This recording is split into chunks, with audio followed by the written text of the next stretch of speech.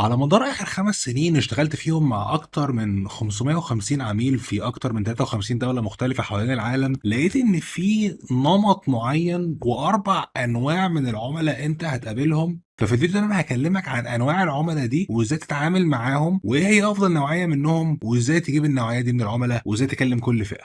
يلا بينا.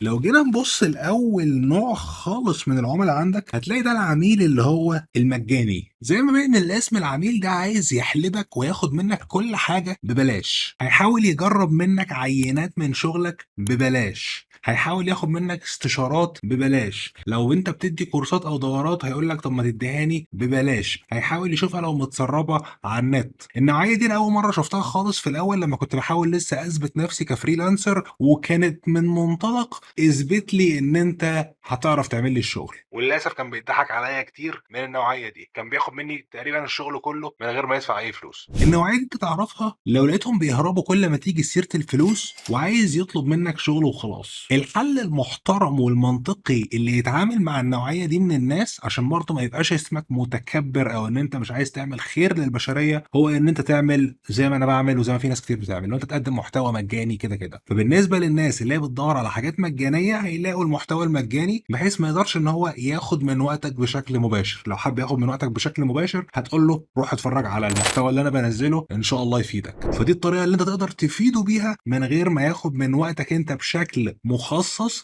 بحيث تبقى ما تبقاش انت مركز مع واحد واحد بس. لان انت لو ركزت مع واحد واحد، لو قعدت ساعه مع واحد واحد كل يوم، انت اصلا مش هيبقى ليك حياه بالمنظر ده. لا، انا بالنسبه لي لا، روح اعمل محتوى في الساعه دي يفيد الالاف بدل ما انت تحطها مع شخص شخص. فده كده اول نوعيه من الناس اللي انت هتقابلهم. النوعيه الثانيه هي النوعيه الرخيصه. النوعيه دي هتلاقيها وهتحسها جدا لما هتلاقي يقول لك انت غالي ليه؟ طب ما انا ممكن اروح اخدها من على فايفر ب5 دولار. ما عندكش خصم ليا؟ اول ما تدخل معاه في مكالمه او اول ما تدخل معاه في محادثه، اول سؤال بيساله لك بكام؟ هو لسه اصلا ما يعرفش انت بتقدم ايه، ولا يعرف القيمه اللي انت هتقدمها له بكام. بتعمل اعلانات مموله بكام؟ عندك كورسات بكام؟ ما يعرفش لسه اي حاجه. ايه الباكجات اللي عندكم اللي بتقدموها وبكام؟ كل اللي بيعمله ان هو عمال بيلف على الناس كلها، بيشوف مين ارخص واحد عشان ده اللي يشتغل معاه في الاخر. لو انت قابلت النوعيه دي من العملاء، اكتب لي تحت في الشات رخيص، لان انا فضلت قاعد مع النوعيه دي برضه فتره طويله جدا، اللي هو كنت دايما بقول لنفسي محدش يقول للقرش لا. هتلاقي بقى نوعيه كتير من المقارنات برضه اللي موجوده، اللي هو انت ليه عايز تاخد مني اكس ما في منافس ليك بياخد مني واي، او انا ممكن اروح اخدها من على فايفر ب5 دولار. دايما هتلاقي النوعيه دي هي اكتر نوعيه متطلبه واكتر نوعيه ما بيعجبهاش الشغل، ومهما انت قدمت لهم برضه ما بيعجبهمش، وشايفين ان انت كده كده نصاب ومحتال، وهيفضلوا دايما قلبين خلقتهم. ولو انت من النوعيه دي بتتفرج عليا، اعذرني ان انا حد شويه في الكلام، بس عشان ما فيش اي حد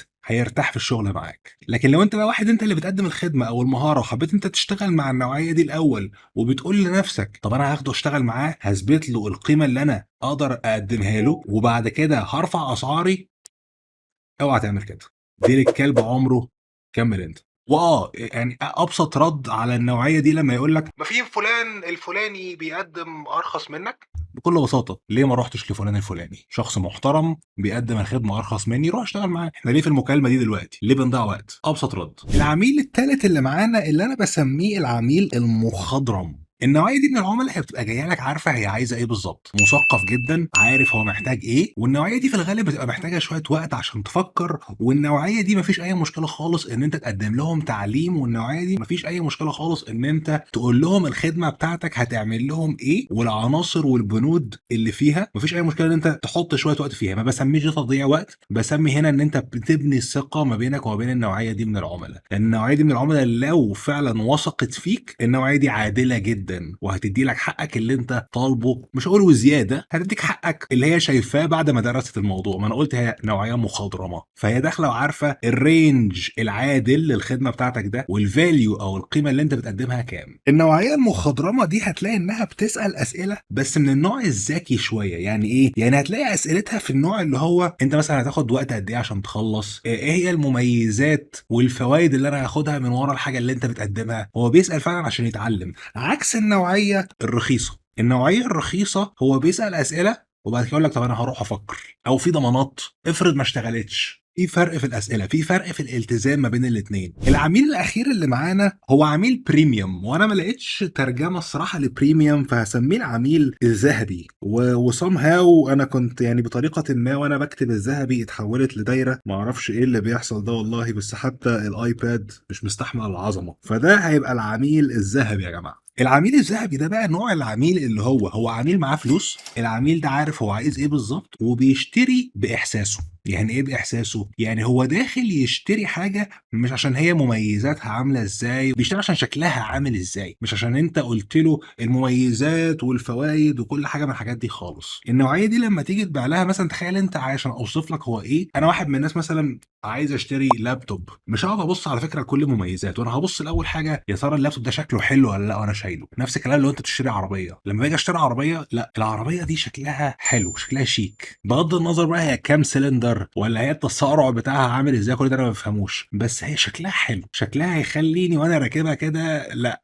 هتحسسني بنفسي. فدي نوعية العميل البريميوم أو العميل الذهبي. هتلاقي النوعية دي برضه لمّا بتيجي تشتري منك خدماتك، هو عايز يشوف هو هيحس بإيه أو إيه الفايدة اللي هتعود لمّا يستثمر في الحاجة اللي أنت بتبيعها له. لو أنت مثلًا واحد اللي رايح يشتري عربية مثلًا ده، فكرك هو هيشتري لو أنت قُلت له ده العربية دي كام حصان، ده بتستهلك بنزين قد إيه، ولا يفرق معاه كل ده. اللي يفرق معاه هو اركب العربية، شامم الريحة بتاعة جلد الكرسي، افتح كده الشباك بتاع العربية، هات فلاشة كده وتقوم حاطط الفلاشة في العربية وتخلّيه يسمع أغاني، وتقول له تخيل بقى إن أنت سايق كده العربية وبتسمع الأغاني. دي نوعية العميل الذهبي. مش هيشتري خالص لو أنت كلمته بالfeatures والbenefits والفوايد والحاجات المعقدة دي. أكبر غلطة ممكن تعملها وأنت بتبيع للعميل الذهبي إنك تعمل له خصم. ليه؟ لأن أنت هنا هيبتدي يقول خصم ليه؟ هو في مشكلة في الحاجة اللي أنت بتبيعها لي دي؟ دماغه راحت في حتة تانية خالص، طيرت منك عميل ممتاز لمجرد إن أنت ما عندكش ثقة في نفسك إن أنت تقدر تطلب سعر عالي. بناءً على اللي أنا قلته ده، مين اللي أنت هنا محتاج تبيع له؟ النوعية اللي على اليمين ولا النوعية اللي على الشمال؟ لو ركزت مجهوداتك في النوعية اللي على الشمال، هتلاقي الأمور عندك في البيزنس هتختلف بشكل مختلف تمامًا.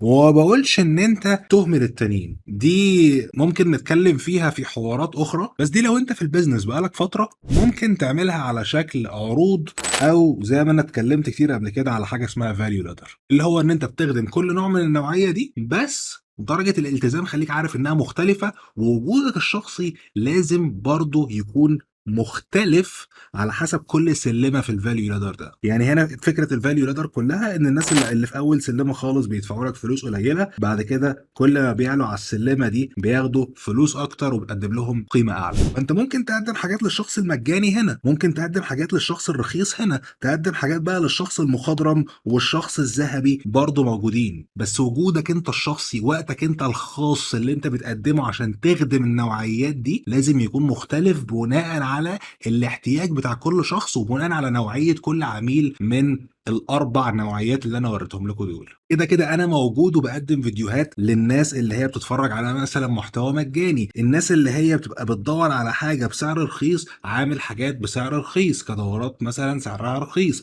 الناس اللي هي بقى المخضرمة والناس الذهبية، دول اللي بياخدوا وقتي الشخصي سواء كاستشارات سواء كmaster mind، لو الناس هتشتغل معايا في تدريب مباشر، دي الحاجات اللي أنا باكون مركّز فيها أغلب وقتي. فيا ترى أنت برضه في نوع الbusiness بتاعك بتعمل كده إزاي؟ دي الطريقة اللي أنت بتفلتر بيها نوعية العملا، وما فيش فلترة أحسن من دي.